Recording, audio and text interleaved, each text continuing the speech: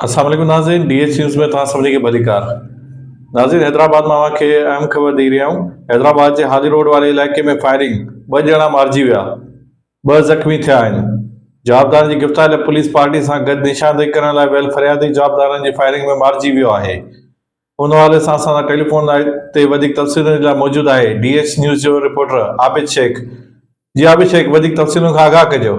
जी, हैदराबाद जे हाली रोड वारे इलाइक़े में फायरिंग 2 ॼणा मारिजी विया, 2 ज़ख़्मी थिया आहिनि।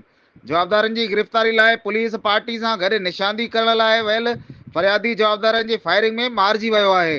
बदीन बस स्टॉप वटि पेश आयल वाक़े में गोलियूं लॻण सबबि मुख़्तियार खोसो ऐं सलमान पठान मारिजी विया आहिनि। पुलिस मूजिबि B सेक्शन पुलिस केस जे सिलसिले में फरियादी सां गॾु जवाबदार गिरफ़्तार करण वई हुई त वाक़ियो पेश आयो।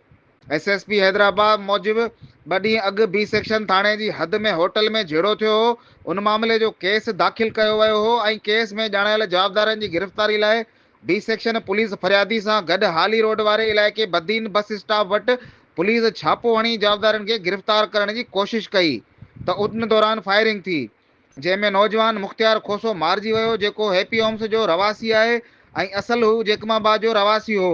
उन फायरिंग में हिकु शख़्स सलमान पठान बि ज़ख़्मी थियो, जेको बाद में सिविल अस्पताल में दौरान इलाज हिन दम ॾेई छॾियो।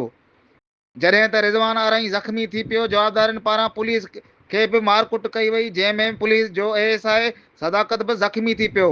शुरूआत में हाली रोड पुलिस खां वाक़े बाबति ॼाण वठण जी कोशिशि कई वई त हाली रोड पुलिस वाक़े खां लाइल्मी ज़ाहिर कई, जॾहिं त B section SHO Hashim Birohi चयो त वाक़े में 1 ॼणो मारिजी वियो ऐं 3 ज़ख़्मी थिया आहिनि ऐं बाद में 2 ॼणनि जे मारिजी वञण जो इनकाश थियो। पुलिस मारिजी वियलनि जा लाश पोस्टमार्टम बाद वारसनि हवाले करे छॾिया। पुलिस मूजिबि 4 ॼणनि खे पिणु गिरफ़्तार कयो वियो। वॾी महिरबानी आबिद शेख, तव्हां तफ़सीलुनि खां आगाह कयो।